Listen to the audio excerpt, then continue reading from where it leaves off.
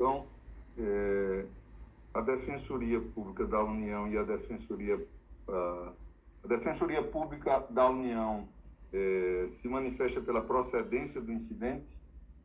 Ministro Ribeiro Dantas, muito boa tarde. Ministros, por parte da Defensoria Pública, a gente vai se manifestar pela procedência do IDC em relação aos crimes praticados em 1994 e 1995, atinentes às mortes.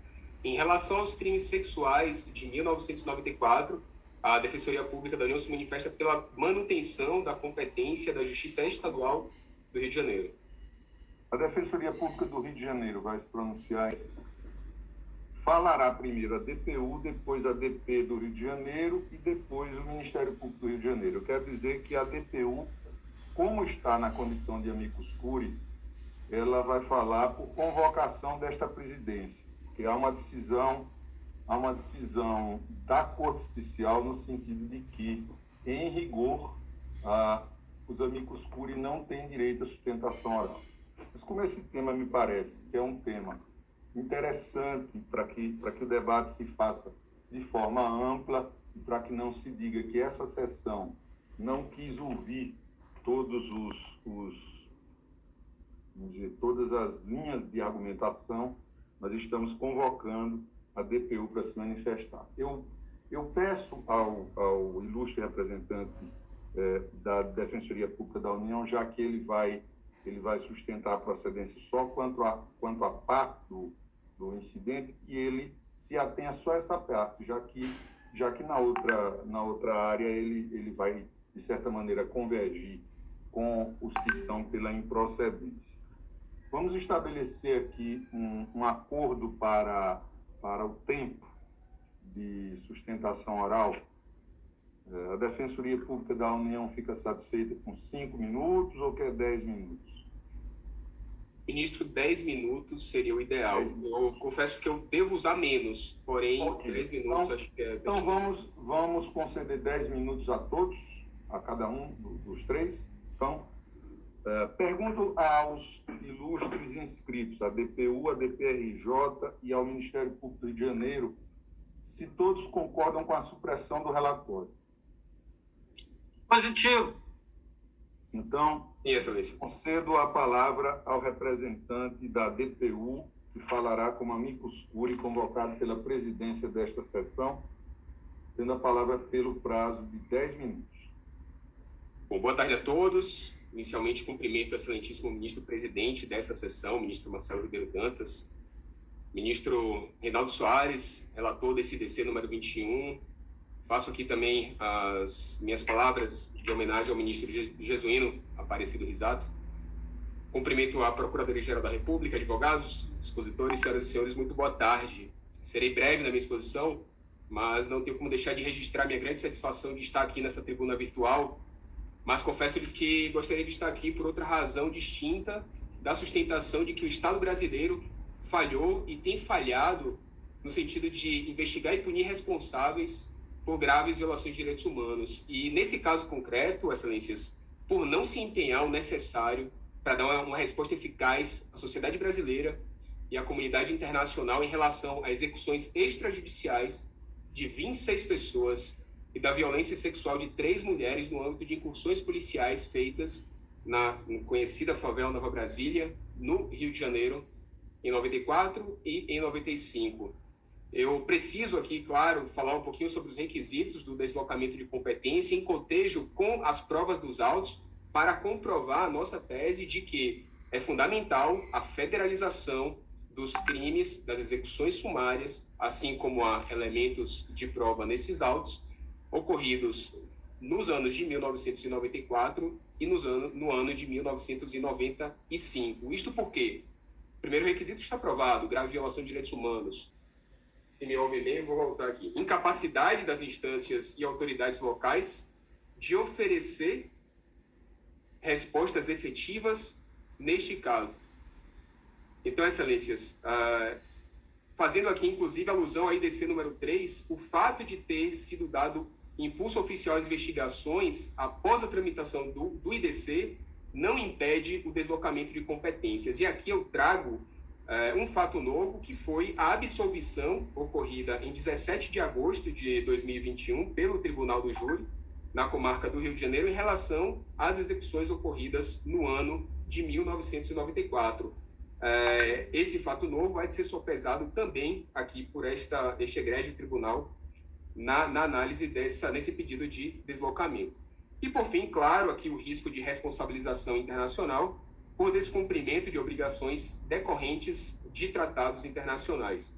Não vou fazer digressão aqui de fatos, isso já está muito bem relatado, mas é fundamental, até para fins de registros, pontuar que houve 26 execuções extrajudiciais, considerando os crimes de 8 de maio de 1995 e de 1994. O que eu quero pontuar, excelências, é o seguinte: o pedido de arquivamento do Ministério Público do Estado do Rio de Janeiro. Há diversas contradições entre o pedido de arquivamento e as provas contidas nos autos aqui das investigações. As folhas 5.730, o Ministério Público do Rio de Janeiro afirma que não foi observado predomínio de disparos de qualquer outra região que pudesse sugerir ações de execuções ou disparos exclusivamente na cabeça ou emboscada, que não foram descritos nos laudos cadavéricos apresentados, quaisquer vestígios de disparo realizado com arma a curta distância, sendo que as provas dos autos, os laudos cadavéricos, provam exatamente o sentido oposto. Então, a manifestação do Ministério Público contradiz os laudos cadavéricos e fatalmente levou a essa absolvição neste Tribunal do Júri do último dia 17. Faço referência aqui, por exemplo, apenas um dos laudos que consta na folha 2.891 e 2.892, um laudo aqui de Cosme Rosa Genoveva.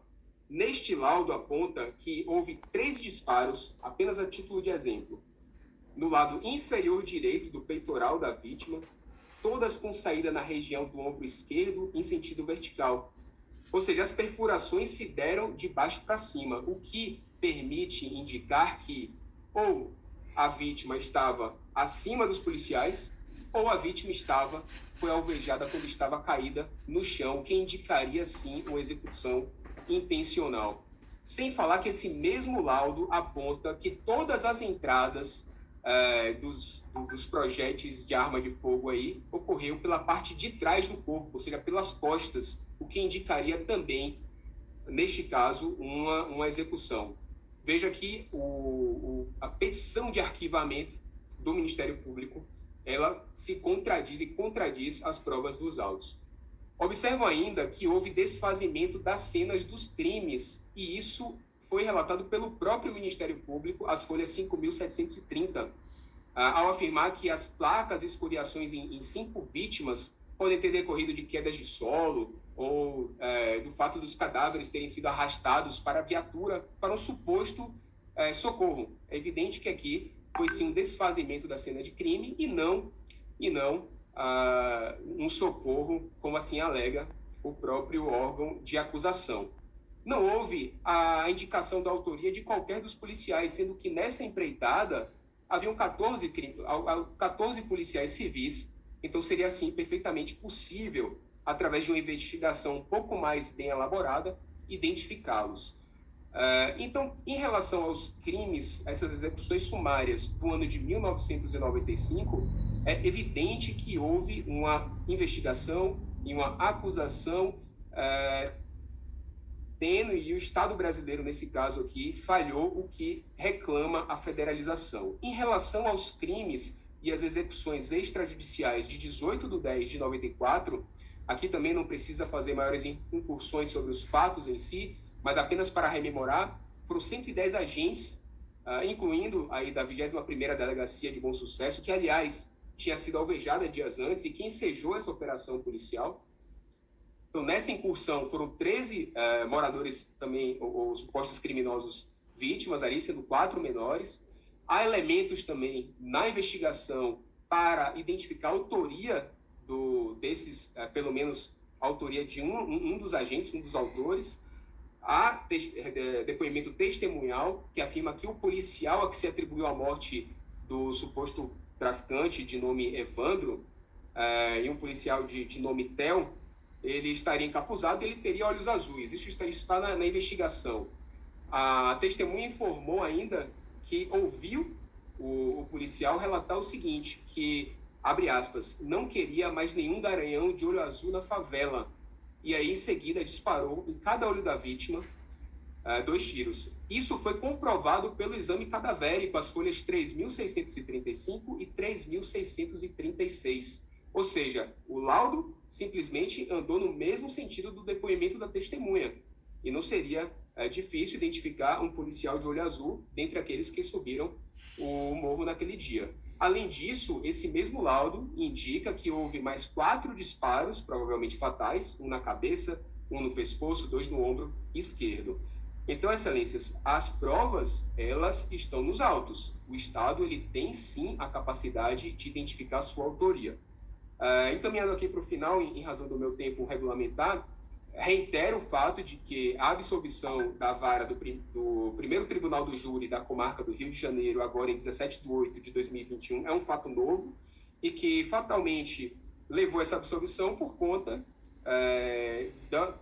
da investigação, já a nosso sentir, feita de forma insuficiente pela Polícia Civil e pelo próprio Ministério Público do Estado do Rio de Janeiro.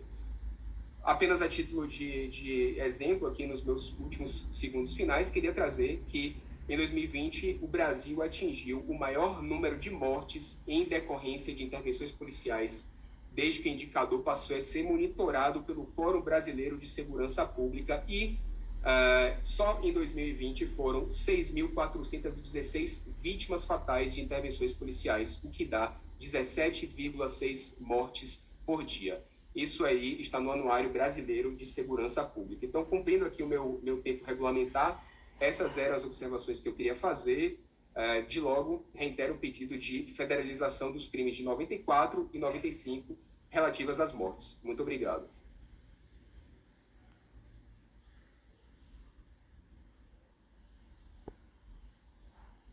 Muito obrigado, doutor André. Passo a palavra ao doutor Pedro Cardiello para falar.